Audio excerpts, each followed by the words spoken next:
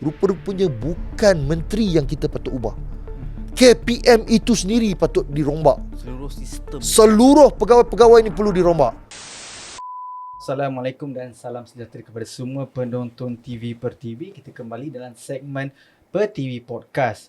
Bersama saya hari ini adalah seorang aktivis pendidikan negara, Muhammad Nur Izzat Johari, tapi saya rasa anda akan lebih kenal beliau dengan gelaran Cikgu Izzat. Beliau juga adalah seorang pengerusi Pertubuhan Amal Sejagat Malaysia. Dan topik yang kita nak bincangkan hari ini ialah mengenai isu kebajikan guru. For those yang tak tahu, pada 31 Julai yang lepas, media melaporkan seorang guru ditemui meninggal dunia di sekolah di Hulu Selangor. Dan pada 5 Ogos, which is beberapa hari kemudian, keluar lagi satu laporan di Sarawak. Seorang cikgu ditemukan dalam keadaan terlentang dan tidak sedarkan diri sebelum disahkan meninggal dunia. So, kenapa kita pilih topik ni untuk dibincangkan? Sebab perasan tak isu ni tidak mendapat liputan yang sangat meluas, tidak mendapatkan reaksi dalam kalangan masyarakat. Sebab apa?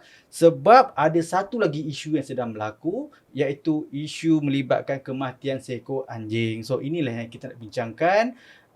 Bukan apa, sebab sekarang ni risau kita tengok persepsi hari ni, seolah-olah nilai nyawa seekor anjing macam lagi tinggi daripada maruah seorang guru. So inilah dia, Cikgu Izzat, seorang yang sangat lantang mengenai isu-isu pendidikan negara. Cuma hari ini kita fokus on kebajikan guru. So, Cikgu Izzat, selamat kembali ke studio Per TV. Lama tak jumpa.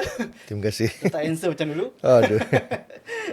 Okay, Cikgu. So, sebelum kita start lah, Cikgu. Cikgu nampak stres dia okey, Cikgu? Okey. Ke sebab banyak sangat isu yang Cikgu duk fikir sekarang? Dia bertimpa-timpa lah. Bertimpa-timpa, Tapi kita cool, cuba tenang. Baik, okey. Tapi yang penting Cikgu sihat lah. Alhamdulillah. So Cikgu, macam saya cakap tadi lah, sebab saya tengok laporan media kan Cikgu, isu yang Cikgu di Hulu Selangor tu meninggal pada 31 Julai. Tapi media melaporkan esoknya 1 Ogos. Meaning to say, benda ni tidak mendapat perhatian orang. Mungkin sebab katanya dijumpai 31 Julai. Laporan media 1 Ogos menunjukkan tidak ada sense of urgency untuk media melaporkan benda ni. Tapi at the same time kita tengok isu yang tengah kecoh pasal isu anjing Rocky semua. Tapi sebelum saya masuk ke topik isu anjing tu, mungkin saya nak dapatkan sikit lah pandangan Cikgu Izzat yang seorang yang sangat lantang bersuara tentang isu-isu pendidikan negara dan isu kebajikan guru. Apa pandangan Cikgu on penemuan guru ini? Okey, terima kasih pada TV.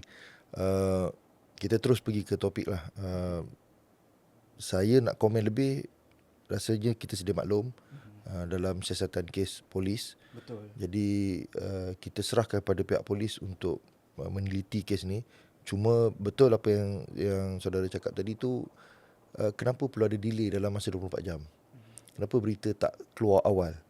Ini kita tengok dengan rentetan kes-kes yang sebelum ni yang di bawah KPM.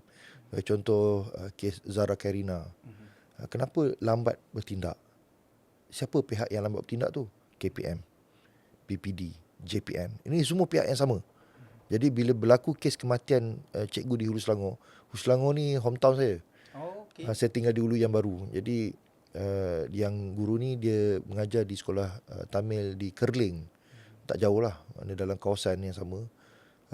Memang agak mengejutkan jugalah bila kita tahu ada guru-guru yang mengatakan, berkongsi lah, guru ni seorang yang sangat dedikasi. Bila dia sebut guru dedikasi ni, maknanya all around, guru yang buat semua kerja. Jadi dekat situ timbul persoalan, kenapa lambat disiarkan atau dilaporkan oleh pihak media, ataupun kita kata adakah cubaan-cubaan. Ini persoalan lah yang berlega di luar. Adakah ada percubaan untuk mendiamkan kes ni, seperti mana yang berlaku pada isu Zara Karina? Kita tahu ini isu yang sangat serius, tapi kenapa lambat bertindak? Okey, itu satu, kita tinggalkanlah soalan tu. Sebab kes polis, kalau saya cakap lebih kan, dengan saya kena dengan polis kan. Saya sekali package. Jadi sebelum kita terjebak dengan benda yang tak sepatutnya, cuma tidak dinafikan tiba-tiba mati seekor anjing dalam proses ditangkap, dan itu pun dalam kes siasatan polis juga. Bayang anjing pun siasat polis, kematian seorang guru pun masih dalam siasatan polis. Jadi banyak siasatan polis yang kena buat. Dan saya rasa polis pun bukan seorang. Banyak. Tidak adil kalau kita katakan isu kematian anjing itu lebih besar daripada kematian seorang guru. Sebab apa? Perbandingan tu tak adil lah. Ya, seekor haiwan dengan seorang guru kita nak bandingkan. Cuma kita rasa hairan bila masyarakat lebih memberi tumpuan kepada haiwan daripada matinya seorang jiwa guru tu sendiri. Itu kita rasa hairan. Konon-kononnya dia rasa pencipta haiwan ni berkobar-kobar. Ini satu kekejaman. Tapi bila tang kena seorang guru, senyap. Kita tak ada mana-mana badan kesatuan guru yang bersuara pada hari pertama, kedua. Tak ada. Tak ada desakan daripada mana-mana NGO guru ataupun kita panggil kesatuan-kesatuan guru. Tak ada. Mendesak KPM untuk siasat segera melihat balik, kaji semula. Tak ada. Setakat pada 2-3 hari awal. Yang ada hanyalah laporan akhbar yang dirasakan sekadar laporan saja, berita. Tapi untuk lebih dalam, lebih terperinci tak ada. Jadi memang agak mengejutkan. Dan kita tak sempat nak cerita tentang di Hulu Selangor, tiba di Sabah. Meninggal. Di Sarawak. Mati juga, meninggal juga. Jadi benda ni agak mengejutkan. Dan saya juga dikabarkan guru tersebut adalah guru yang sangat dedikasi. Jadi saya pun takut guru-guru dedikasi ni kalau tak meninggal dunia, kena buang kerja macam saya. Kita seorang guru ni bagi sepenuh hati kepada pendidikan, kepada mendidik anak-anak. Segalanya kalau boleh mesti jadi. Ini yang cikgu-cikgu terpaksa pegang. Pikul selama menjadi seorang guru. Wajib memikul lah, sama ada kalau dulu pengalaman saya kena bukan sekadar mengajar, tapi nak kena bawa budak berjalan keluar daripada sekolah. Ada permintaan lah daripada seseorang, boleh tak bawa budak keluar daripada sekolah, lawatan belajar, supaya budak-budak, kita sekolah kampung, nak bagi pendedahan budak-budak ni. Dan Alhamdulillah kita buat. Kita tak ada alasan untuk tidak buat. Tetapi apabila beban tugas itu dah bertimpa-timpa, melampau-lampau, dia menyebabkan guru ni dia, kalau bahasa Inggeris yang biasa orang guna, exhausted. Terlalu tekanan, keletihan. Ini kita tak nampak. Kita hanya nampak di luaran. Mental fatigue. Yes, mental fatigue. So cikgu, sebab saya bukan apalah, sebab sebelum kita jemput Cikgu Izzat datang ke sini, dalam, kalau tak salah saya sama ada minggu lepas atau beberapa hari lalu, kami ada buat satu video bentuk explainer lah, menceritakan betapa kami sedihnya. Cerita pasal seorang guru yang telah meninggal dunia. Kita pun tak kenal cikgu tu. Betul. Tapi apa yang mengejutkan kami ialah daripada komen yang kami telah terima. Satu lelaki ini, saya tak nak sebut bangsa lah. Dia boleh cakap, alah silap-silap cikgu tu bunuh diri. Kan? So tak penting. Ini isu anjing ni isu kezaliman. Bagi saya, kalau betul lah, saya bukan tuduh, kalau betul lah bunuh diri, itu lagilah kes yang besar. Takkanlah seorang cikgu atau mana-mana insan sanggup tarik nyawa sendiri. Meaning to say, dia sedang berdepan satu tekanan yang sangat dahsyat. Tetapi bila saya tengok respon yang diterima oleh sebegitu, sangat mengecewakan tau. Sebab bagi saya, untuk KPM ke atau pendidikan, kalau betul lah bunuh diri, itulah sepatutnya siasatan yang lebih menyeluruh kena buat. Adakah dasar kita dalam menjaga kebajikan cikgu ni selama ni tidak cukup bagus, perlu dipertingkatkan lagi? Itulah saya rasa argument kita yang sebenarnya. Bukan saya nak kata you guys tak boleh pergi buat apa, desak lah, ada sampai ke depan IPD polis nak mendesak. Itu you nak buat, you buat lah. Tapi sekarang ni isu dia saya tak nampak kenapa tidak ada reaksi yang sama di depan bangunan KPM. Contohlah, kalau cikgu-cikgu tak nak tampil pun saya faham lah, sebab cikgu ni penjawat awam. Mungkin NGO kan yang macam nak menuntut keadilan. Kan, mana-mana NGO lah. Kalau you NGO yang tak kena dengan guru, ataupun senang cerita Cikgu Izzat sendiri ke, Cikgu Izzat ke apa, boleh. Tak ada masalah. Itu yang kita duk macam terfikir, kenapa isu anjing Rocky ni boleh dapat begitu banyak liputan. Itu pun saya nak tahu juga, kenapa cikgu rasa isu anjing ni kecoh sangat sekarang ni. Saya pun tak faham lah. Dia satu je benda kita kena tahu ni, akhir zaman ni benda yang tak betul tu lebih baik daripada dia yang betul. Jadi kita pegang kat situ. Jadi kalau benda tak betul ni memang orang suka. Cerita cerai berai, cerita bergaduh, cerita gangster, hisap rokok, minum arak ni benda betul di akhir zaman. Tapi kalau benda yang sepatutnya betul tapi dianggap tak betul, orang tak nak pandang. Contoh, kalau kita buat podcast ni, siapa nak tengok? Tak ada, nothing. Dia kata, buat apa tengok cerita mengarut dah, cerita semua nak puji-puji, lepas tu nak kritik-kritik. Tak puji kritik, tak kritik puji. Tapi kalau cerita, okey ini bunuh, okey ini kes ni, dia suka. Benda-benda negatif memang akhir zaman ni orang suka.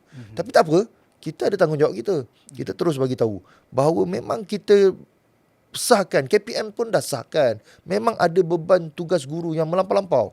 Sebab itu dia memasukkan sistem pengurusan latihan KPM. Tapi baru-baru ni kecoh pula kena buat latihan lagi online. Cikgu-cikgu dia masukkan SPL KPM, tapi dalam masa sama dia ada suruh buat cikgu-cikgu buat training dalam online gunakan nama lain. Saya tak nak sebutlah nama tu, tapi semua cikgu tahu. Mana tukar dummy je. Tak payah buat yang ni, tapi kena buat yang sama. Supaya macam dulu kita kata jangan masukkan PMR. Okey, dia masukkan juga.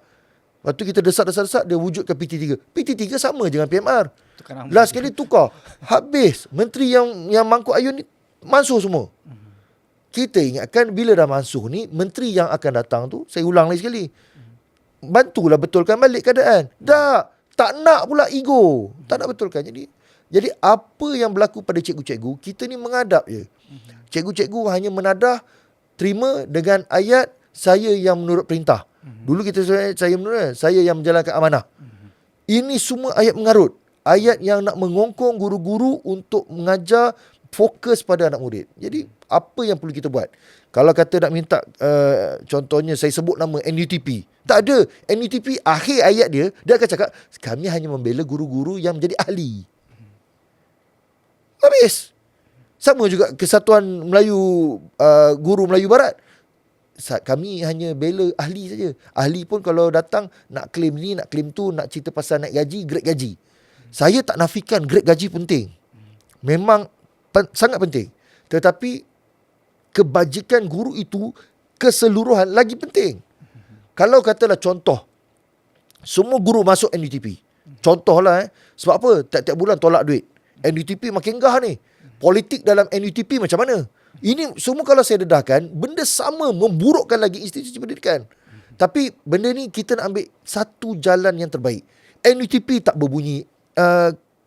Kesatuan Melayu, Guru Melayu Barat tak berbunyi. Jadi semua nak bunyi kerana ahli. Jadi bila kita cakap masalah-masalah guru di lapangan, kamu jadilah ahli. Sebab apa? Boleh jual insurans, boleh jual macam-macam fasiliti lah kononnya. Cikgu nak kebajikan. Grade gaji memang ada NUTP. Ni sebab ni kesatuan yang lama. Diorang ni di kalangan guru sekolah rendah sebenarnya. NUTP ni asal guru-guru yang ada diploma, yang tak ada ijazah. Dah tua, lepas tu gelabah, grade tak naik-naik. Ini dulu sejarah dia sebahagian besarnya. Tapi orang tu semua dah pencen dah. Sekarang ni yang baru. So guru-guru yang ada sekarang ni semua ijazah, pemegang ijazah yang memang ada grade. Grade yang diberikan oleh kerajaan memang dah akan naik. 5 tahun sekali naik, 5 tahun sekali naik, 3 tahun, 2 tahun, selesai. So you kerja saja, fokus mendidik. Tapi masalahnya hari ni, berapa ramai saya nak minta KPM tengok, keluar video ni, semak dekat sekolah-sekolah, berapa banyak aktiviti sekolah yang ada sehingga cikgu terpaksa tinggalkan kelas.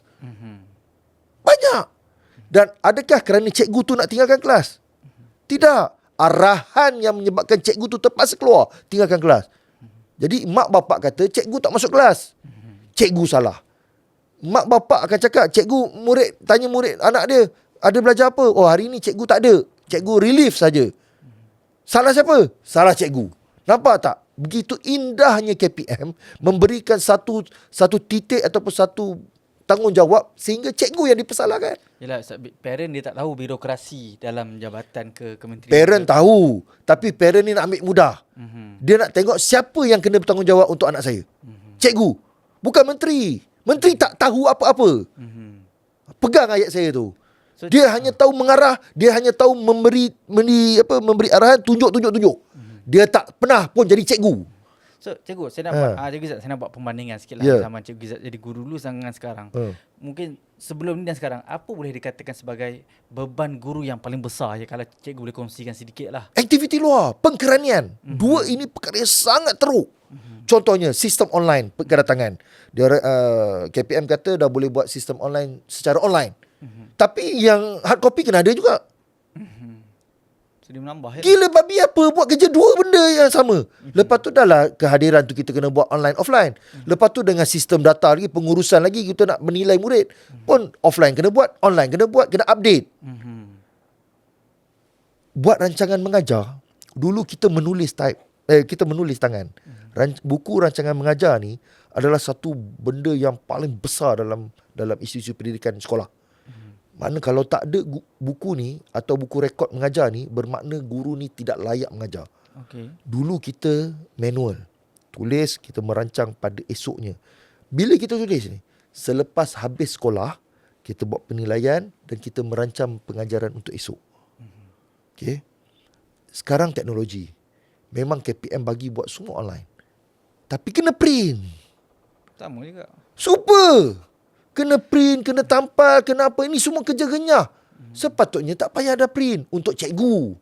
Tapi untuk penilaian, sama ada pengetua apa semua, dia semak online lah. Buka laptop, you semak lah pengajaran cikgu tu. Cuma cikgu kena guna teknologi. Komputer, mesti ada lah. Jangan cikgu tak ada komputer, saya marah lah cikgu tu. Ada komputer sekurang-kurangnya. Ataupun handphone yang berteknologi lah. Ini sampai kamera pun 2 megapiksel lagi. Gila apa cikgu ni pun. Maknanya ikut teknologi. Cuma masalah sekarang ni, kena print juga. Jadi hujung minggu kena print, kena tampal. Ni kerja apa sampai 2 kali? Buat 2 kerja dalam 2 benda yang sama ni, benda tak betul. Jadi beban guru masih lagi tidak lari daripada kerja-kerja pengkeranian, masih lagi tidak lari dengan beban tugas-tugas luar yang cikgu terpaksa hadapi. Daripada zaman saya kecil, bapa saya jadi guru sampai sekarang sama, tak berubah. Contoh, jadi warden. Sampai hari ni KPM masih gagal menyelesaikan masalah warden. Tarik tali, nak pilih warden macam mana. Dan baru saya dengar menteri kata, oh kita kena ambil yang daripada bekas-bekas unit uniform. Asrama jadi dah buat lama. Dah tunjuk buktikan memang boleh. Tapi engkau tak nak, engkau ego. Sebagai seorang menteri tak nak. Jadi kita nak percepatkan. Bila ada pihak luar dah buat, yang duduk dalam institusi pendidikan yang sama, sekolah menengah, tiru je. Jadi beban guru nak kena jadi warden. Okey, sebahagian kecil dah selesai. Sebahagian besar macam mana? Lagi nak kena bawa budak pergi ke sukan sekolah. Sukan sekolah. Bukan sukan sekolah dalam sekolah saja. Kadang-kadang kena bawa budak keluar. Yang tak ada padang lagi. Saya terkejut bila saudara kata tak ada padang. Sekolah mana tak ada padang? Saya nak minta KPM, saya cabar KPM cari sekolah yang tak ada padang, tolong wujudkan sebelum saya dedahkan. Sebelum saya dedahkan, KPM tolong cari sekolah tak ada padang, wujudkan padang segera. Macam mana sekolah asas tak ada padang? Macam mana pelaksanaan pendidikan jasmani dia? Duduk atas star. Itu saya tak tahu tu. Jadi benda ni tak betul. KPM tak pandang serius. Jadi cikgu lah beban. Betul. Cikgu kena fikir pula macam mana nak ajar pendidikan jasmani. Cikgu Izzat, kita ni kreatif. Janganlah totok sangat, jangan kolot sangat. Kreatif apa kalau tak ada padang? Kreatif apa? Ini basic tau, asas. Sekolah, pendidikan, padang sekolah ni adalah tempat untuk latihan pendidikan jasmani. Macam mana pelaksanaan PJSK dia? Jadi benda ni adakah salah guru? Mak bapak hanya tuding jari pada cikgu. Dia tak nak fikir belakang guru siapa, dia tak nak tahu. Dia tahu guru. Jadi kalaulah KPM boleh perbetulkan balik keadaan-keadaan ni. Tidak semua, tapi secara berperingkat yang nampak kesan je. Warden, ini isu dah lama. Selesaikan cepat. Kita tak nak ulang lagi cerita isu warden ni. Jangan. Beban. Pergi. Kemudian isu nisbah murid. Guru mengajar, saya cakap terang, ada guru tegur saya. Dia kata, Cikgu Izzat, kita zaman dulu-dulu pun 60-an, 70-an, murid 50 orang tak ada masalah. Saya cakap terus terang, betul. Murid 50 orang dulu dengan 50 orang sekarang Berbeza. Perangai lagi. Berbeza. Kita tak nafikan anak kita.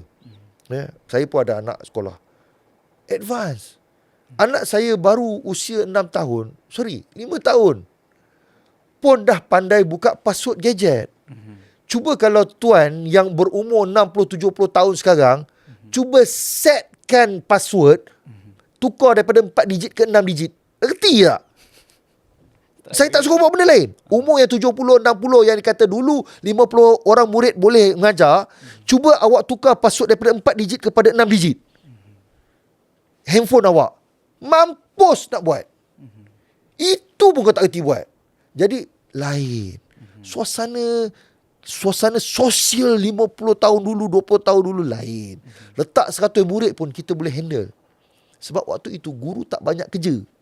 Guru boleh fokus. Dia tak ada kena isi kick in data semua, tak ada. Jadi dia boleh nampak. Tapi apa yang berlaku pada sekarang? Berubah. Abad ke-21. Saya nak tergelak bila sebut abad 21. Kelas abad 21, pasang skirting kat meja, pasang lansir ceria sikit, dah jadi abad 21. Gila babi punya knowledge macam tu. Saya tak masuk akal bila KPM kata cikgu juga kena uruskan kelas biar nampak macam abad ke-21. Internet masuk dalam kelas pun tak ada. Jangan kata internet, benda asas elektrik kipas pun terhad. Macam mana nak bagi environment tu? Last sekali, ni yang saya cerita situasi ni, last sekali salah ke siapa? Cikgu, kenapa awak tak boleh uruskan kelas ni boleh, ini boleh, kau banyak alasan. Semua cikgu. Jadi akhirnya beban tu pada cikgu. So macam mana cikgu nak ada talian ayat? Ya, kadang cikgu tu pun setahu saya dia bukannya mengajar satu kelas, betul lah. Macam contoh, walaupun saya zaman saya sekolah dulu, walaupun saya ada guru kelas saya pun dia mengajar kelas lain juga. Betul. Dia kena ajar subjek lain. Contohlah guru kelas saya bahasa Melayu. Kat kelas saya dia ajar bahasa Melayu. Tapi kelas sebelah mungkin dia ajar sejarah, saya tak tahulah. Tapi saya tahu lah lebih pada satu kelas tu confirm. So saya tak boleh bayangkan lah kalau dia kena buat tukar-tukar skirting apa. Itu memang melampau lah. Okay, dia kalau biasanya guru ni, dia guru kelas yang bertanggungjawab. Dia jaga kelas dia. So dia nak hias kelas ke nak apa, guru kelas. Guru mata pelajaran ni dia tak kacau. Cuma betul cakap tadi, memang majoriti guru akan mengajar lebih daripada 2 kelas. Lebih. Kecuali pentadbir. So, contoh pengetua besar, GPK pentadbiran, GPK HAM, dia kurang sikit. Sebab 50% lagi dia kena fokus pada pentadbiran. Selalunya lah. Tapi dalam masa yang sama, guru-guru ni bukan ada satu kelas. Kalau dia guru kelas, dia akan mengajar, kita sebut satu-satu. Dia guru kelas. Dia guru panitia. Dia guru sukan. Dia guru unit uniform. Dia guru data. Dia guru juga untuk peperiksaan SPM, untuk penyelaras. Dia guru juga, kalau dulu ada PT3, sekarang tak ada, tak apalah. Dah batal. Tak boleh, kena fokus pula guru tingkatan 1. Lepas tu guru penyelaras. Aktiviti co-curriculum bukan satu. Persatuan bahasanya ataupun unit uniform. Agak-agak cikgu ada 9-10 jawatan dalam satu masa. Itu tak jadi lagi guru pengiring. Guru pengiring ni on the dot. Cikgu ada kat mana? Kat kantin. Baru tengah rehat lepas ni bawa budak-budak pergi ke ni. Atau cikgu ni tak ada lah. On the spot. Dah guru kelas patut masuk tadi, tak masuk kelas. Panggil cikgu lain pula. Ganti. Jadi 9-10 tugas tanggungjawab dalam satu masa. Cikgu, saya nak tanya pandangan Cikgu Izzat. Cikgu, sekarang ni kan cikgu dan parents boleh communicate secara direct. Especially kita ada group WhatsApp. Saya pun ada lah dalam kelas anak saya semua. Saya nak tanya pandangan cikgu lah. Cikgu Izzat setuju tak dengan komunikasi secara direct antara guru dan ibu bapa? Especially menggunakan aplikasi WhatsApp ini. Untuk bagi saya, pendirian saya setuju. Okay. Dari segi guru saya setuju, dari segi ibu bapa saya setuju.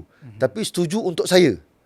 Sebab apa? Saya tak pernah ganggu guru kelas anak saya. Saya cuma tunggu update saja. Saya tak pernah tanya, cuma kalau ada benda yang orang lain tanya, kita follow up. Untuk tahu lebih, nak terperinci anak tengah buat apa, tak ada. Saya suka komunikasi tu. Maknanya cikgu saja yang bercakap. Tapi yang saya dengar, Sekarang ni sebaliknya. Ya, betul. Sebab tu saya tanya soalan ni. Ah. Sebab bukan apa, nak dijadikan cerita, kebiasaannya. Saya pun setuju dengan Cikgu Izzat. Basically, saya sukalah bila cikgu communicate. Let's say lah ada benda yang tak patut jadi emergency kat sekolah, kita boleh bertindak cepat. Tapi ada sebahagian daripada saya punya pandangan saya tak setuju sebab seolah-olah macam kita ni tak percayakan guru pula. Macam dulu zaman kita kan tidak ada WhatsApp. Tak ada. Yang mana mak bapak tanya, hari ni buat apa kat sekolah? Esok kena bawa apa? Semua anak-anak kena ingat. So benda ni saya nampak sebagai satu latihan tau. Betul. Dia mengajar anak tu supaya jadi lagi bertanggungjawab. Betul. So sekarang ni macam ini saya tak nak tunin jadilah. Ini jadi kat family sendiri. Yang mana saya tanya, ada kerja rumah? Tak tahu, cuba tengok grup. Apa pula jawab macam tu? Terkejut saya tau. So pun saya macam sepatutnya sebelum dia balik sekolah dia dah tahu lah, oh hari ni ada kerja rumah matematik, ada bahasa Melayu, sejarah, contohlah kan. So dia tak buat tu nombor 2. Nombor 1 dia tahu dia ada kerja yang dia kena buat, dan dia kena bagi tahu mak bapak apa yang dia kena buat. Cikgu nak apa semua. Jangan rely on mak bapak, kena communicate dengan dengan guru. Kalau dia tak ada point pun kena hantar pergi sekolah. Itu saya punya pandangan lah. Dia macam ni, pandangan tu betul. Kita balik pada asas. Apa tujuan WhatsApp group tu dibuka? Tujuan pertama, pemberitahuan secara cepat. Apa saja aktiviti sekolah. Ni kena jelas. Ibu bapa kat luar sana tolong dengar, termasuk guru. Kadang-kadang guru pun dia ambil manipulasi juga grup WhatsApp ni. Dia ada benda yang dia buat, ada segelintir lah. Tapi objektif dia untuk pemberitahuan maklumat berkaitan dengan sekolah, yang mana anak dia ada dalam tu. Itu yang pertama. Pemberitahuan tentang aktiviti dalam kelas yang perlu dilibatkan ke semua murid. Dan akhir sekali, pemberitahuan tentang kecemasan. Ni saya tolong Menteri Pendidikan tolong cakap. Tolong bagi tahu kat ibu bapa. Perkara 3 ni je. Tidak ada lagi perkara lain yang saya sendiri sebagai ibu bapa tak bersetuju kalau cikgu nak lebih-lebih. Cukup sekarang tu, dan cikgu pun memang setuju. 3 perkara ini saja yang mereka perlu ada dalam WhatsApp group tu. Tapi yang berlaku, anak tak bawa botol air. Anak tertinggal botol air. Ni yang anak yang sekolah tadika boleh lah kita sembang. Anak yang tak nak pergi sekolah tanpa sebab. Saya geram. Ni topi ibu bapa lah. Bila mak bapak tulis dalam grup, minta maaf anak bangun lewat tak pergi sekolah. Saya cakap tu terang, mak bapak dia ni kalau jumpa depan mata saya starlight je kepala dia. Ni tak guna punya mak bapak. Anak bangun lewat, kau boleh tulis aib engkau dalam grup WhatsApp. Betapa bongoknya mak bapak macam tu. Itu segelintir. So kita pergi balik pada objektif saja. Ada mak bapak tulis esok kena bawa buku apa. Itu bukan tanggungjawab cikgu. Betul. Buku latihan ada banyak jenis. Nampak tak kita nak tunjuk peranan guru. Buku latihan mana kena bawa. Maknanya dekat situ KPM kena ambil maklum. Terlalu beban kepada ibu bapa dan guru nak menentukan. Yang sepatutnya kita fokus pada buku teks sekolah yang berjuta-juta KPM keluarkan duit, kerajaan keluar duit ni. Kenapa nak kena buku kerja lah, buku itu, buku ini. Satu buku teks tu cukup. Jadi banyak peranan WhatsApp group ni sebenarnya. Dan paling penting sekali kecemasan. Saya nak tahu kecemasan. Cikgu-cikgu, saya ucap terima kasih pada guru-guru yang ajar anak saya, termasuk rakan-rakan ibu bapa yang lain yang memang cikgu-cikgu ada kecemasan, terus bagi tahu. Minta maaf. Kadang-kadang tak guna WhatsApp group pun, terus direct. Sebab apa? Supaya nak bagi benda tu jelas. Bila berlaku benda-benda yang negatif dalam WhatsApp guru, ini beban kepada guru tu sendiri. Guru dah habis mengajar. Saya nak cakap tu terang kepada KPM lah, terutamanya.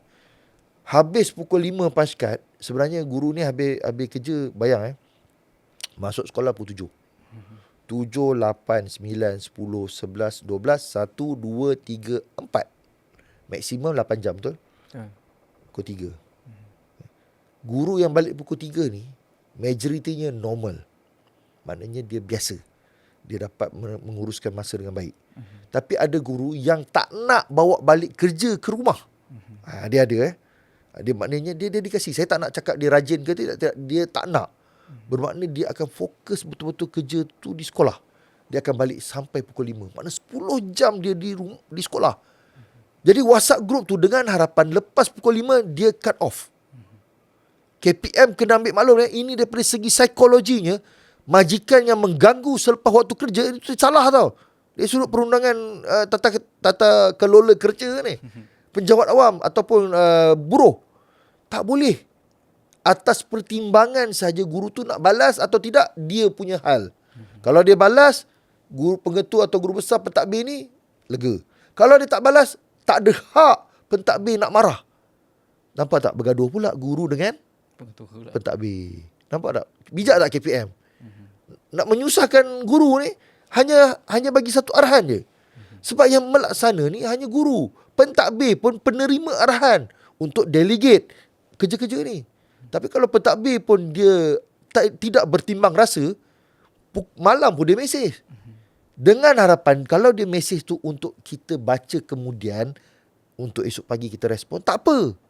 Ada sebahagian besar pun macam tu. Guru pentadbir ni dia dah beritahu dah, saya akan tulis sebab saya ingat. You baca, terima kasih. You respon, alhamdulillah. You tak respon tapi besok you laksanakan apa itu, kerja tu, baik. Mana tak respon tapi esok terus catch up apa yang diarahkan. Itu bagus. Tapi ada pengetua, pentadbir lah, guru besar pengetua. Dia nak mesej, dia nak orang tu baca respon. Ada. Ini dipanggil pentadbir yang membuli guru. Ini yang saya dapat aduan. Banyak. Termasuk dengan beberapa rakan-rakan profesor, termasuk dengan doktor yang adalah, saya tak nak sebut nama, yang mereka terima aduan. Guru-guru ditekan oleh pentadbir. Termasuk diugut. Ada terima ugutan yang bukan ugutan letak pisau kat leher. Okey, tak apa, tak nak dengar arahan saya, tak nak buat apa yang saya suruh. Sepatutnya tahun tu dia boleh dapat APC, cikgu ni tak dapat. Sepatutnya dah tiba masa. APC tu apa je? Anugerah Perkhidmatan Cemerlang. Diberikan kepada guru-guru yang cemerlang. Guru-guru yang ada performan. Guru lama yang menonjol, memberikan KPI kepada sekolah yang baik. Contohnya, memastikan murid SPM sentiasa 100% lulus untuk satu-satu mata pelajaran. Itu satu usaha lah. Bukanlah dikata murid mesti KPI. Tak, maksudnya itu general, biasa. Diberi penganugerahan untuk dapat anugerah APC tadi, anugerah Perkhidmatan Cemerlang. Tapi bila guru ni, dia dapat rasakan bahawa dia dah buat terbaik pada tahun lepas, patut dia boleh terima, tapi tak dapat. Yang dapat orang yang berulang-ulang kali. Sengaja pentadbir ini memberi kepada orang yang lain, yang penting bukan dia. Sebab untuk membalas dendam. Ini dipanggil bully di tempat kerja. Tapi bully macam ni, saya nak bagi tahu, susah nak di-extract sebagai satu contoh, susah nak dibuktikan. Buktikan. Pembuktian tu susah. Pada pandangan cikgu saya pun nak dengar jugalah isu pasal bully di sekolah. Yes. Cuma saya tak boleh nak gambarkan macam mana rupa, mungkin sebab saya ni bukan orang pendidikan daripada sektor pendidikan. So pada pandangan cikgu, sebab saya pernah nampak beberapa laporan berita je lah macam orang kata elakkan bully di sekolah, which refers pada cikgu lah. Pada pandangan cikgu, isu bully dalam kalangan guru ni benda yang serius ke buat masa ni? Sangat-sangat serius. Dan saya menyeru kepada KPM untuk benarkan guru-guru yang dibuli ini buat aduan SISPA. Saya dah ada buat saranan kepada guru-guru yang dibuli, tolong buat aduan SISPA. Tapi apa tahu dia orang respon? Cikgu Izzat, kami dah selalu buat aduan SISPA, kami pula kena. Nampak tak? Bukan kalau sepatutnya berita ni dia tak orang kata tak kantoi ke? Tak ada. Tak berlaku pun. 1000 kes, satu mungkin betul lah SISPA tu. Tapi majoritinya semua akan kena balik. Sebab itu cikgu-cikgu takut nak tulis SISPA kepada pentadbir yang tak elok lah. Ni saya cerita ni bukanlah keseluruhan. Kan ada pula pentadbir kata Cikgu Izzat ni mandai-mandai. Saya nak cakap terang, pengetua saya dulu baik. Sangat baik. Sangat baik. Kan? Sangat supportive. Sama juga pengetua-pengetua sebelum ni. Saya ada sempat 2 pengetua. Baik dua-dua pun. Tapi saya nak cerita ni, yang aduan kat saya ni adalah guru pentadbir-pentadbir yang memang wujud. Kejam. Sebab apa saya kata kejam?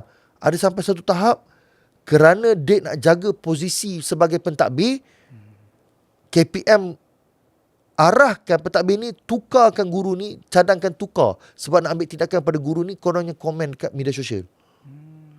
guru diugut jangan komen hal dalaman pentadbiran sekolah di media sosial. Saya ada surat berkeliling tu. Sebab saya pernah lah dapat aduan daripada seorang guru, to be specific, kawan lah. Dia, sebab saya ingat dulu dia nak sangat jadi guru. Dia bekerja dengan saya dulu, sama-sama dalam bidang media. Dia dapat tawaran jadi guru, dia berhentilah jadi media. Tapi saya terkejut, dia jadi tak sampai 2 tahun rasanya, tak sampai. Tak tahan.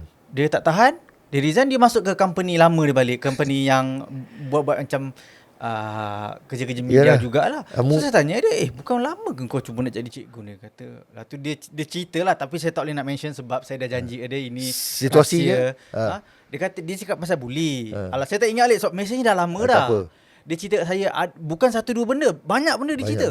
Banyak benda dia tak puas hati semua. So dia kata dia dah tak tahan, so dia terpaksa resign. Guru ni, guru muda, bukan guru yang berumur lah. Dia lagi muda daripada saya, orang ni.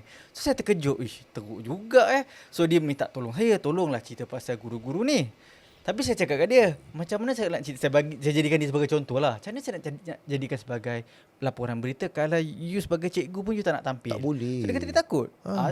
Saya faham lah, satu saya cari orang yang berani nak cakap. Yalah, yang berani ni sebab dah kena buang. Itu masalah agak tu. Itulah. Sebab memang kita guru-guru ni diugut. Kita datang satu permasalahan, bukan kita nak mengadu mengeluh. Kita nak bagi tahu cikgu pentadbir, kita nak bagi tahu PPD, kita nak bagi tahu JPN bahawa ada masalah dalam perkara satu perkara.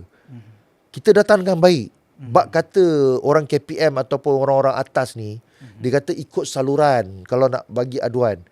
Kita ikut saluran lah, dia orang tak dengar sebenarnya. Ni saya nak ulang. Saya tak nak buka kisah dulu. Kita bagi tahu tentang PBS tak elok. Kita bagi tahu tentang pelaksanaan SPPBS tak elok. Semua tak nak dengar. Kita bagi tahu bahawa PMR tak boleh dimasukkan. Semua tak nak dengar. Tapi bila dah berlaku, dah tengah dah, baru kelang kabut. Nak betulkan, baru nak bersetuju. Lepas tu keluar ayat, ikutlah saluran.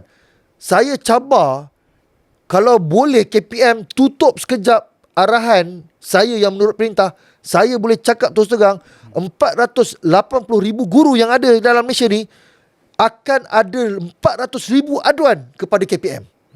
Kalau diberikan kebenaran. Memang bermasalah. Teruk sangat. Bukan saya nak cakap KPM sekarang. KPM ni sejak turun-temurun. Takut dekat luar sana anggap saya nak menyerang Menteri Pendidikan. Saya nak cakap terus terang, dah tukar 5 Menteri Pendidikan, KPM tetap ditakuk yang sama.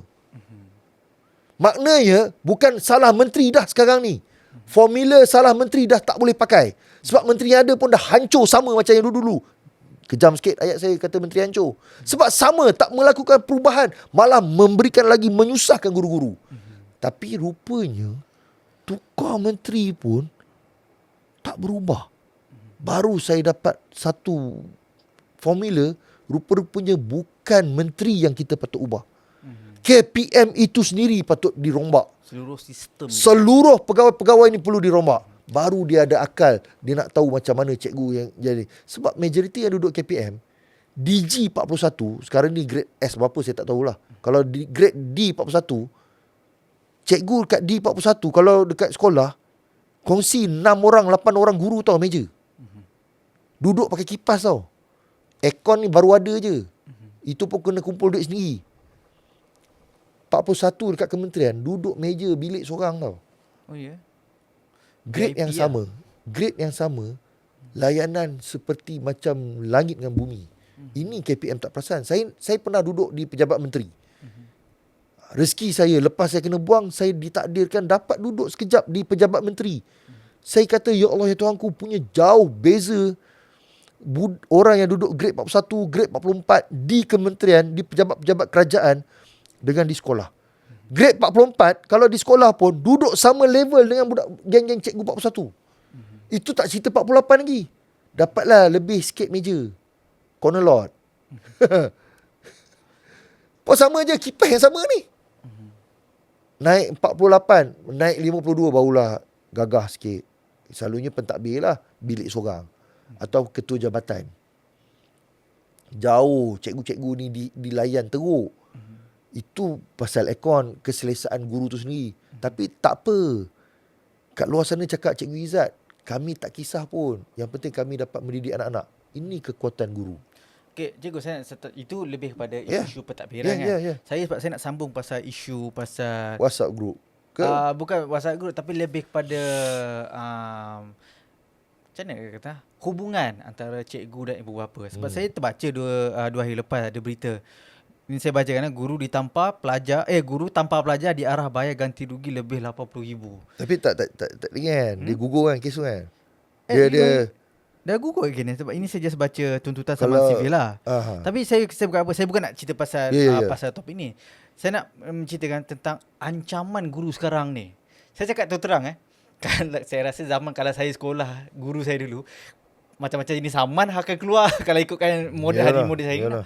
Cuma saya nak tengok pada pandangan Cikgu Izzat lah kan. Macam dulu kalau Cikgu Izzat datang ini, ingat saya bertanya pasal isu rotan. Wajar tak cikgu rotan pelajar. Saya masih defend, saya dengan pendirian saya dulu. Saya rasa lagi patut cikgu rotan pelajar. In fact, kalau cikgu kata dia nak rotan tapi tak ada rotan, saya boleh tolong belikan. Sebab demi disiplin. Tapi bila saya cakap macam ibu bapa nak saman-saman sivil semua ni, apa pandangan Cikgu Izzat? Sebab, okay, dera tu saya faham lah. Dera memang patut tangkap lah. Tapi kalau macam tampar, rotan, saya dulu apa lagi saya kena? Macam-macam saya kena. Tarik cyber. Tarik cyber tu main normal kecil je. Saya cubit kat perut. Saya pernah angkat meja. Lari kat pergi sekolah. Tapi itu memang sebab saya memang nakal lah dulu. Tapi meaning tu saya tahu cikgu-cikgu ni niat dia bukan sebab dia nak malukan kita. Dia lebih kepada nak mendisiplinkan. Itu beza dia. Tapi saya nak tanya pandangan Cikgu Izzat lah. Ancaman guru-guru hari ini saman sivil. Apa pandangan Cikgu Izzat? Tak semua cakap, tapi majoriti akan cakap kita datang mengajar je. Kita jangan peduli dah budak-budak ni. Serius lah macam tu Cikgu Izzat? Tak semua, tapi majoriti. Sebab apa? Kalau kita buat lebih-lebih, kita kena. Majoriti sekarang dah macam tu tau.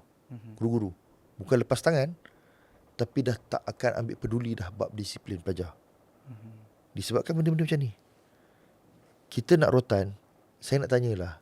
Kita ni hamba Allah. Siapa kita boleh halang arahan daripada Allah? Kata apa? Merotan anak pada usia 7 tahun kalau tak solat. Ada tak? Dalam Quran ada. Dalam Quran. Ada. Siapa kita yang boleh nak menafikan benda tu? Kita nak mendidik anak bermula 7 tahun dengan rotan, tiba-tiba kita kata tak boleh rotan. Oh, rotan ni menyakitkan. Kita ni siapa? Makna Allah suruh kita menyakitkan anak ke? Maknanya mak bapak, ni cerita mak bapak lah. Mak bapak yang jadi macam ni fail. Daripada awal lagi dia dah gagal. Kenapa saya kata Cikgu Izzat senang-senang cakap kita tak rotan anak pun, anak berjaya belajar sekian. Tak apa, gagal tu bukan sekarang. Sebab dia ingat dunia ni je yang dia akan hidup. Kita tak tahu sebenarnya elemen rotan ni banyak implikasi dia. Saya dekat sekolah dulu, sekolah menengah jenis kebangsaan. Cikgu diarahkan pegang rotan. Budak pegang rotan pun budak dah takut. Betul. Maknanya rotan ni sangat berfungsi. Padahal rotan tu halus je. Tak apa-apa je rotan saya tengok. Macam baik tak payah pegang je. Tapi saya sendiri saya tak pegang lah. Sebab saya tak pegang rotan pun budak dah takut. Ini lagi pegang rotan. Jadi rotan ni memang perlu. Cuma sekarang ni KPM telah memanipulasi isu dengan KK macam ni lah.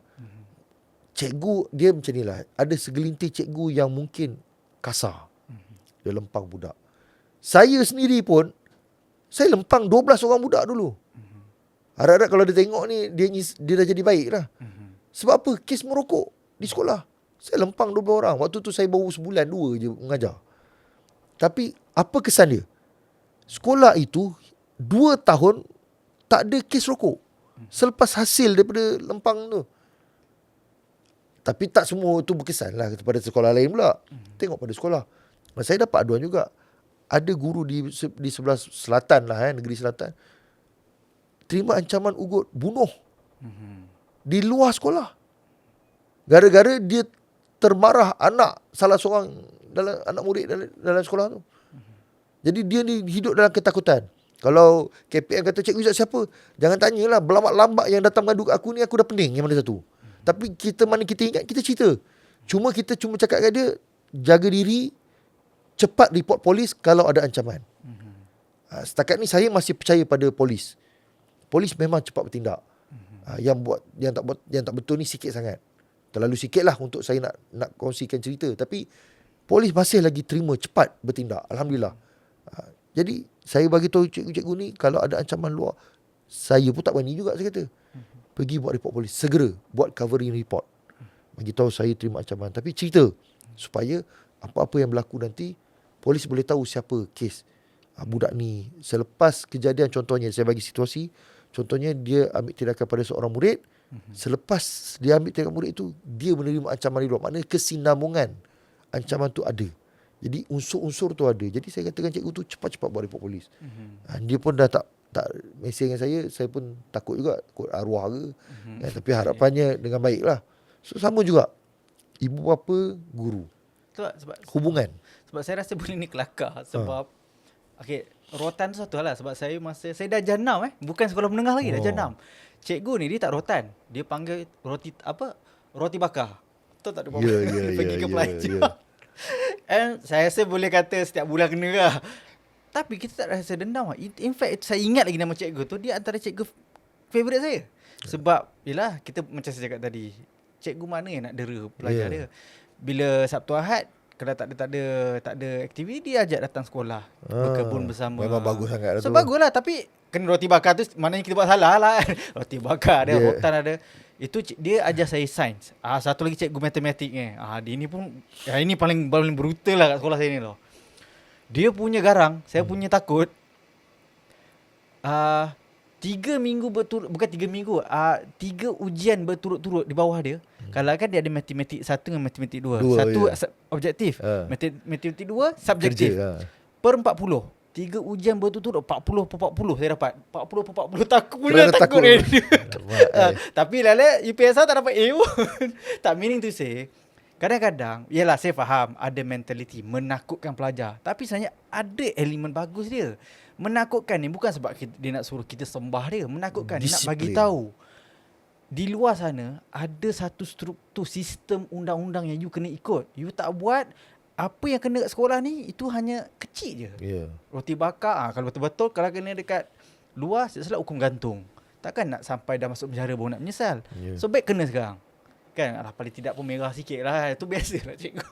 Saya rasa cikgu Izam masa kecil pernah kena betul. Saya budak baik. Saya sebaik-baik saya pun kena juga. Maksudnya. Dan saya ingat lagi, nak kata parents saya 100% benarkan pun tidak. Parents saya pun tanya, ada tak cikgu tampau kat sekolah? Tak berani saya jawab. Tak ada. Cikgu okey. Pernah kena kan. Meaning to say, pelajar pun sanggup backup cikgu. Tak nak cikgu kena dalam masalah. Kan? Bukan. Ayat salah tu. Tak, itu dia saya bukan, lah. Dia bukan backup cikgu. Dia takut dia kena lagi. Ya, betul. Itu masalahnya. Dulu kita macam tu. Bila kita kena kat sekolah, kita balik, cubaan untuk mengadu tu tak timbul. Sebab kita tahu kita kena lagi. Macam mana pun kita, meaning to double, say, triple, memang parent akan balik. tahu. Mesti ada sebab kenapa cikgu confirm kena. Sebab dulu susah. Environment masyarakat dulu, dia cabaran dia lain. Sosial dia lain. Sebab tu kita, bila kita kena dengan cikgu tu, maknanya memang kita salah betul. Tapi bila kita sekarang ni, saya nak kongsi cerita yang tadi tu, saya lempang budak merokok. Memang mak bapak dia datang. 3 orang datang, bawa parang. Tapi sebab nak masuk kawasan sekolah, jaga kata parang mesti letak luar. Jadi mak bapak kata, betul juga. Dia ada waras lagi kat situ. Dia tinggalkan parang, dia naik atas, jumpa saya. Saya pun sedia, saya cakap, okey. Saya cakap dia simple je, pakcik jangan marah lagi. Saya bagi pakcik marah saya. Tapi pakcik tanya saya dulu, kenapa saya lempang anak pakcik? Ataupun jangan tanya saya, tanya dia. Panggil dia, duduk sebelah. Soalan pertama bila tanya, dia cuba tipu lagi ni. Cikgu yang pukul. Betul ke? Bapak dia tengok je. Sebenarnya merokok. Bapak dia lempang dia balik. So maknanya memang mak bapak ni dia terima maklumat yang salah daripada anak-anak dia sendiri. Yang menyebabkan mak bapak bergaduh pula dengan cikgu. Majoriti macam tu. Jadi saya menasihati kepada ibu bapa, kali pertama tenang dulu. Dengar cerita anak ni. Ni anak sekarang Jangan you bandingkan zaman you dulu. Kita zaman dulu lain. Zaman 80-an, 90-an lain. Berbeza sangat. Jangan dibandingkan. Anak-anak sekarang bila dengar je, hadam dulu. And then baru tanya cikgu, penjelasan, clear. Dan kita pun dengan harapan, adakah cikgu semua boleh dipercayai? Saya cakap terus terang lah, dalam 480,000 tu 90% boleh lagi dipercayai. Kalau 10% lagi saya tak percayalah. Tapi 10% tu tak ada dalam environment saya. Yang ada semua yang baik-baik. So kalau ada masalah, dia cepat-cepat beritahu. Contohnya, kalau dia kena denda, anak saya pula sekarang ni pula, tadi cerita pasal kena tampar, maknanya selesai. Cerita pasal anak tu cerita lain. Anak sekarang pula, anak saya adalah ada masalah satu je, rambut. Kalau tengok rambut saya memang lembat. Jadi anak saya ni rambut dia lebat. Jadi bila kena denda, dulu awal-awal kena gunting lah. Saya kata, kita marah lah kan. Oh, sekarang tak boleh gunting dah? Sekarang tak boleh. Oh, tak boleh dah? Oh, kena. Oh, jangan. Tapi ada sekolah buat lagi. Oh, okay. Sebab mak bapak dia kata, buat. Sebab anak dia degil sangat. Jadi bila anak saya kena gunting mula-mula, saya macam mula-mula marah juga. Kata, alah relax lah, besok Jumaat nak gunting. Jadi akhirnya, bila sekarang kita yang tengok rambut anak kita pun semak, jom pergi gunting kan, tunggu Jumaat lambat lagi. Rupanya itu lebih baik. Maknanya kita lah tolong cikgu, selesaikanlah. Ni basic rambut anak, takkan cikgu nak kena jaga. Betul. Saya pun fikir betul juga. Dulu saya kecil-kecil dulu kena. Sokmo kena gunting. Last sekali bapak saya gunting yang pendek, pakai songkok hari-hari. Selesai. Nampak kemas. Itu saya kata saya budak baik. Sekolah rendah lah. Okay. Jadi kita memang jarang lah kita nak menyusahkan cikgu. Tapi kita seorang tak mampu. Betul. Kita ajak pada ibu bapa lain. Saya masuk dalam PIBG. Ini tapi pasal hubungan guru dengan ibu bapa, pasal rotan, pasal tindakan, pasal hubungan. Memang ibu bapa memang kena. Anak-anak ibu bapa zaman sekarang yang umur 80-an, 70-an, 80-an, 90-an. Generasi kita ni dulu berbeza. Jadi sekarang ni kita kena encourage balik, kena support cikgu tu balik supaya dia boleh didik anak kita. Kesan dia luar biasa. Dan saya dapat benda tu sekarang ni. Saya duduk di Jerantut, cikgu-cikgu yang mendidik anak-anak saya sangat environment sangat bagus. Yang menyebabkan cikgu-cikgu ni selesa dengan kita. Dia nak mengadu nak tahu macam mana cikgu tu selesa dengan kita, cikgu tu nak mengadu dengan kita pasal anak kita. Kalau dia tak mengadu, bersedialah. Takut anak kita terabai. Kalau dia mengadu tu dengan sendiri, bukan sebab kita mulut cakap tau. Cikgu, bagi tahulah saya, apa anak saya salah. Lepas tu kita bantai cikgu tu balik. Tak. Cikgu Izzat, saya nak bagi tahulah, anak Cikgu Izzat ni, dia kadang-kadang banyak main. Tengok dia kan. Baru ni ambil keputusan tengah tahun kan. Oh ya, lain cikgu. Setakat yang tu je lah kot. Kita baiki yang tu dulu. Terima kasih cikgu. Siap lah kau. Balik kena smackdown. Cikgu seronok tak? Lega. Sebab apa? Kita nak perbaiki anak kita. Bukan kita harap kat cikgu. Tapi saya harap, bukan saya seorang. Ibu bapa lain. Saya ajak. Saya berborak kadang-kadang dengan ibu bapa. Kita kena tolong cikgu. Jadi bayangkan alangkah baiknya kalau semua macam tu. Tapi cikgu satu bab dia selesai lah. Hubungan tu. Yang benda-benda lain lagi. Bila tengok keputusan, minta maaf cakap lah. Cikgu-cikgu dah tahu dah saya, Cikgu Izzat. TP ni saya tak percaya. TP ni saya tak percaya. Semua pembohong. Cikgu, saya nak tanya cikgu. Anak saya yang betul-betul di tahap mana? Okey, dia clear. Asas 3M semua clear. Saya nak dengar yang tu. Saya tak nak tengok keputusan. Sebab macam saya tadi, kita nak anak kita bukan cemerlang akademik semata-mata. Kita nak sasiah dia sekali. Jadi baik kita tanya mulut dia terus. Cikgu tu willing nak cakap. Tapi bila cikgu yang bercakap tu bukan guru kelas, ada masalah lah. Kita tak tahu macam mana anak kita. Kita tengok TP ni, tahap penilaian ni, semua ni mengarut je. KPM dah atur dah. Dia dah atur dah grade ni, macam ni lah budak ni. Jadi macam robot budak-budak kita sekarang ni. Tapi saya tak peduli. Saya kata tak apa, saya nak dengar daripada mulut cikgu. Okay, cikgu kata, dia ni dulu pendiam. Sekarang dah boleh dah, ada komunikasi. Nampak perkembangan tu. Khalas, saya kata, selesai cikgu. Terima kasih banyak kerana bantu anak saya. Jadi hubungan ibu bapa. Saya cerita ni bukan A. Saya cerita ni sebab saya ajak kawan-kawan ibu bapa lain sokong cikgu-cikgu di sekolah anak saya. Saya harap ibu bapa pun bantu cikgu. Kalau boleh tahun depan, disebabkan anak saya tahun depan dia perempuan yang paling besar, yang bongsu tu agak nakal, saya nak bagi rotan. Saya nak, cikgu tolong pegang rotan ni. tengok kalau anak saya ni dia over sikit, angkat rotan ni. Kalau perlu rotan. Saya benarkan. Sebab apa? Saya tahu kita tahu anak kita. Dia agak nakal sikit.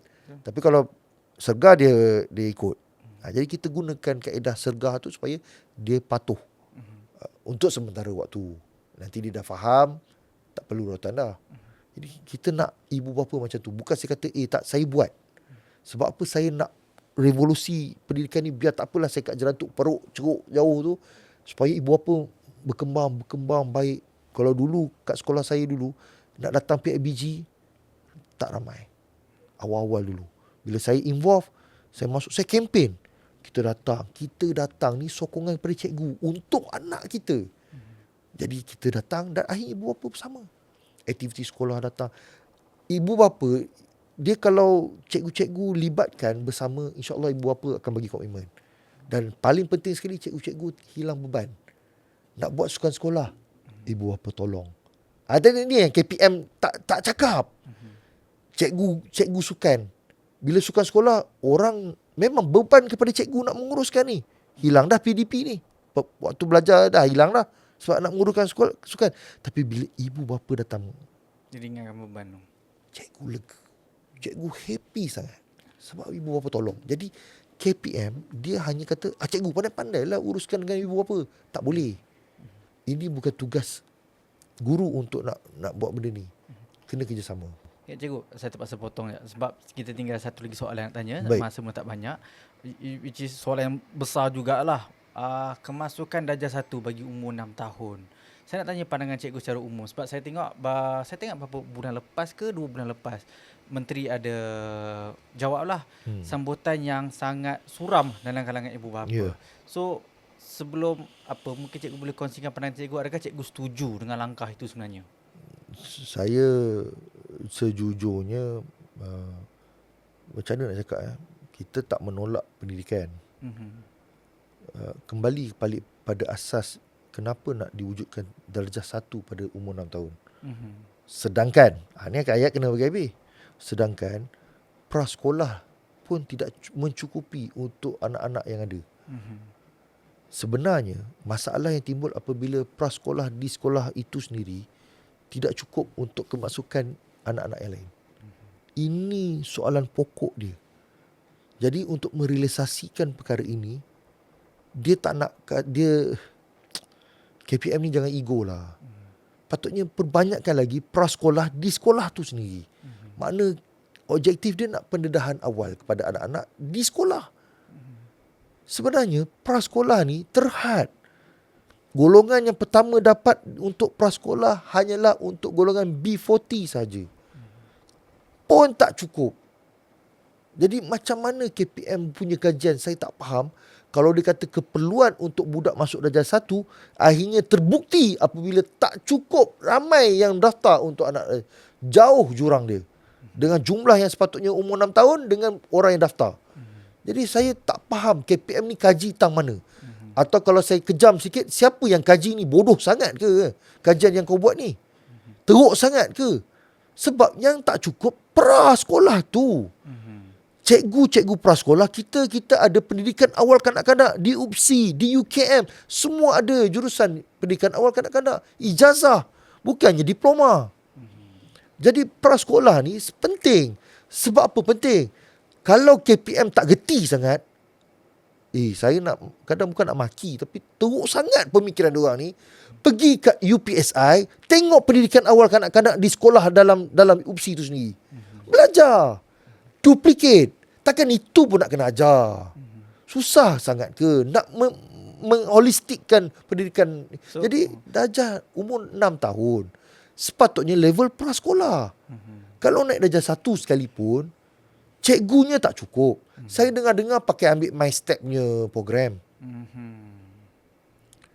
Awak pergi klinik, jumpa doktor. Tengok-tengok kelaikan doktor tu adalah engineer.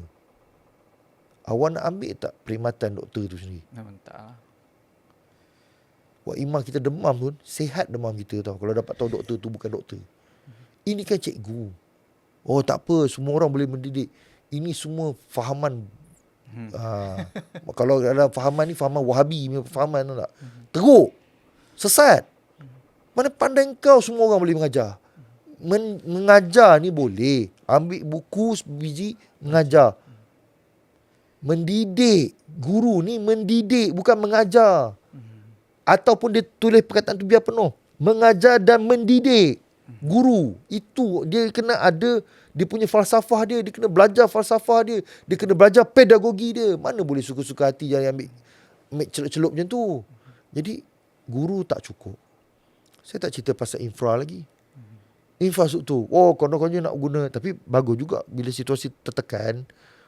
Pandai pula KPM cari bangunan boleh pasang siap. Boleh pula. Yang dekat sekolah-sekolah KL yang banyak kelas-kelas tak cukup, tak boleh selesai pula. Kenapa yang ni boleh selesai? Nampak tak betapa penipunya KPM, bukan menteri. Betapa penipunya KPM ni sebenarnya boleh selesai pun masalah murid ramai dalam kelas. Jadi kalau balik pada isu darjah 6, umur 6 tahun ni, saya cakap tu terang, saya setuju kalau diwajibkan lah. Pandai muka, biar semua sekali dapat. Awak siapa? Awak pun mengikut je dasar. Yalah, Awak tak menentang pun. Kalau dia suruh wajib, semua ikut. Tapi kalau boleh ada pilihan, kita tak nak. Tapi itulah isunya, sebab dia bukan wajib pun. Dia memberi pilihan. So sebab itulah saya memilih untuk tidak. Dia macam ni. Dia tak bagi wajib sebab ada desakan. Yang tak setuju tu lebih besar. Ya. Dan dizahirkan apabila pendaftaran tu tak ramai. Tak cukup 60-70 ribu. Tak cukup 20-40% pun. 20% ke 30% saja yang mendaftar. Maknanya ramai tak setuju. Sebab apa? Kekangan. Dia ada melibatkan banyak implikasi. Tapi kita tak nak isu yang tu. Isu dia tadi kembali pada asas. Prasekolah di sekolah tu perlu dibesarkan, diperbanyakkan untuk memberi ruang kepada ibu bapa yang ada umur 6 tahun ni pergi hantar anak ke sekolah terus. Prasekolah di sekolah. Jadi ada gurunya, guru prasekolah bukan seorang. Satu kelas 2 orang, kadang ada pembantu lagi, ada semua lengkap. Jadi gunalah elemen tu. Yang nak jadikan darjah 1. Tapi bagi saya usaha untuk menggalakkan umur 6 tahun jadi darjah 1 dianggap gagal. Bila dah gagal, baiki balik objektif. Dia kalau masuk darjah 1 ni, maksudnya dia akan belajar silibus budak darjah 1 ke macam mana? Itu pun masih sama lagi. Minta maaf cakap. Minta Saya maaf cakap. Dia nak buat macam ni, darjah 1 bawah, 1 atas.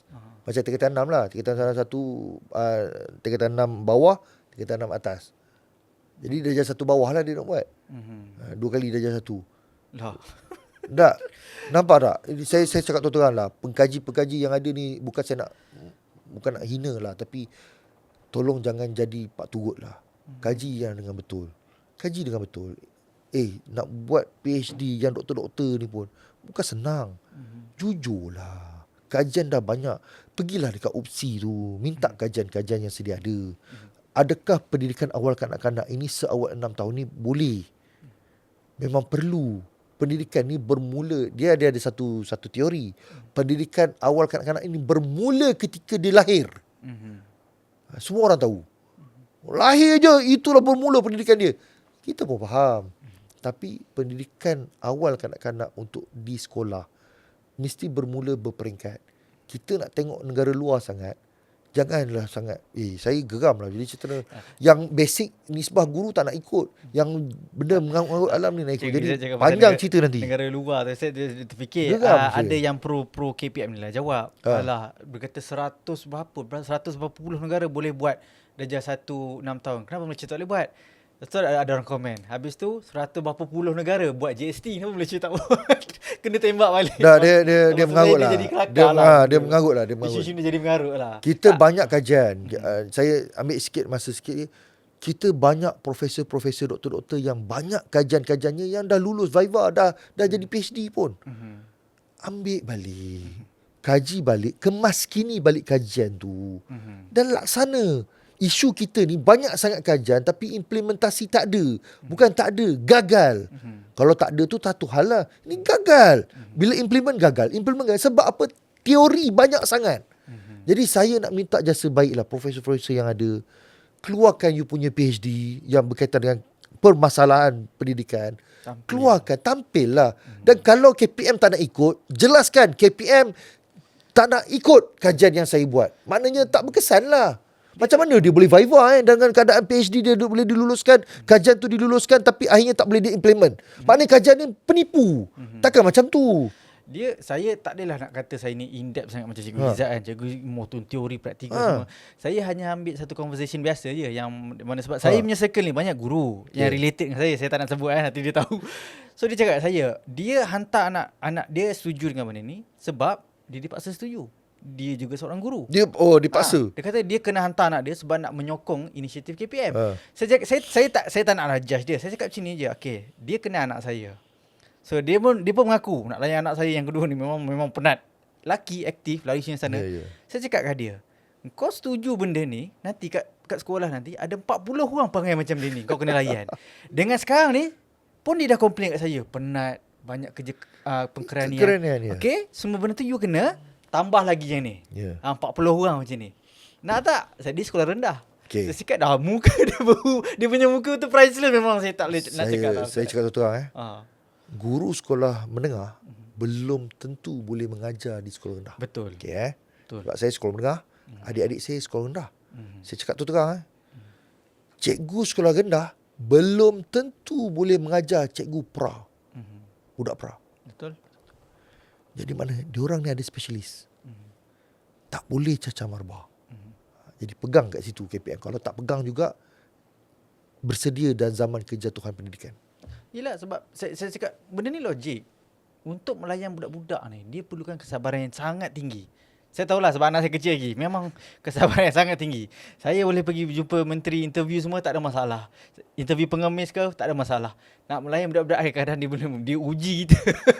So macam saya cakap, bila you masuk tadika ke, you masuk sekolah rendah, kesabaran guru ni saya memang respect. Tadi awal kita cerita pasal beban guru. Itu saja pun saya dah boleh nampak, saya boleh faham kenapa cikgu ada yang mental, ada cikgu yang mental fatigue penat, exhaust. So you tambah lagi dengan perangai macam ni. Apa satu lagi ayat yang suka sekarang budak-budak Gen Z suka guna, depress. Allah, manjalah. Minta maaf cakap lah. Guru yang depress ni maknanya dia dah sampai satu limit. Ya, betul. Sebab saya pernah rasa tekanan masa mengajar. Kita disuruh. Saya tak mengeluh sebab saya nak cuba. Tapi bila sampai satu tahap cikgu tu depress, bersedih. Bukan cikgu lah, ni sebab kita cerita pendidikan, guru kan. Kalau cerita orang awam lagi ramai lah. Tapi kalau cerita pendidikan, once cikgu tu dah start depress, bahaya. Patut dah kena berhenti lah. Bukan nak menggaguh-gugat, tapi dah boleh layak berhenti. Sebab apa? Risau akan memberi kesan. Yalah. So berbalik pada soalan first saya tadi tu, cerita pasal seorang guru yang ditemui meninggal dalam sekolah jenis kebahasaan Tamil, kata tak saya. Saya terlupa tau. Persatuan guru-guru besar, kalau tak salah saya, sekolah Tamil keluarkan notis guru-guru yang ada masalah apa tidak boleh dedahkan apa-apa kat media sosial. Oh ya. Itulah poin saya. Ini nampak tekanan-tekanan yang diberikan. So bila tidak dinyatakan apakah punca kematian semua, ini yang menakutkan kita sebenarnya pada masyarakat. Sebab saya rasa ramai orang tak nampak implikasi sebenar seorang guru. Sebab sebenarnya tanggungjawab mereka ni bukan sekadar mengajar. Mereka ni lah yang membentuk pemimpin masa depan nanti. Kalau teruklah pelajar tu, teruklah masa depan negara nanti. Saya rasa itulah kesimpulan dia kan. Betul. So yang paling menyedihkan, bila saya nak menyimpulkan pada apa yang kita bincang hari ini, bila isu anjing Rocky ni mendapat perhatian yang lagi macam selebriti punya perhatian lah. Itu berasa petanda yang sangat membimbangkan lah cikgu. Itu pun sebenarnya yang kata apa, yang pihak majlis pun, Datuk Bandar kata dah keluar kenyataan bahawa SOP penangkapan semua dah ikut. Yalah, tapi ada 12 gangguan. ekor yang ditangkap. Elok ya. Tapi ada gangguan yang lain. Jadi kita serah pada pihak kuasa lah. Tolong cepat sikit lah. Tak tahan lah dengan isu yang tiba-tiba jadi lain buat cerita kan. Tak apa, Cikgu Izzat jangan risau. Dan penonton semua pun boleh tahulah. Sebab akan ada satu sidang media berhubung isu ini yang mana dia akan dianjurkan. Kalau tak salah saya, Firdaus Wong yang sedang Okey. menganjurkan tu. So kami akan hantar wartawan lah untuk pergi buat liputan. Ya, ya. supaya kita tahulah. NGO Kita- Firdaus Wong ada ni berbakat untuk menyokong So kita pun nak gawai try tu. dapatkan dia punya side of the story lah Ya, kan. ya, Sebab ya. kita dah tahu yang belah ni cakap macam mana. Kita nak dengar, yelah untuk perbandaran, Datuk Bandaran cakap, kita nak dengar si individu dalam kamera tu. So itulah peluang kita. Tapi setakat ni saya tak naklah buat spekulasi. So saya nak ucapkan terima kasih banyaklah Cikgu Izzat kerana sudi terima lagi jemputan kita ke studio Pertiwi. Dan InsyaAllah. saya tahu isu pendidikan ni jauh lagi di perjalanan Banyak dia. lagi. So Cikgu Izzat, standby lah handphone tu. Mungkin kita akan jemput lagi. InsyaAllah. Ya. Panggil. So itu saja untuk sesi podcast kali ini. Kalau anda semua ada sebarang soalan ke komen atau pandangan untuk menambah baik segmen podcast ni, boleh saja tinggalkan di ruangan komen semua platform TV. Jangan lupa like, share dan subscribe. Kita jumpa lagi. Assalamualaikum dan salam sejahtera. Assalamualaikum.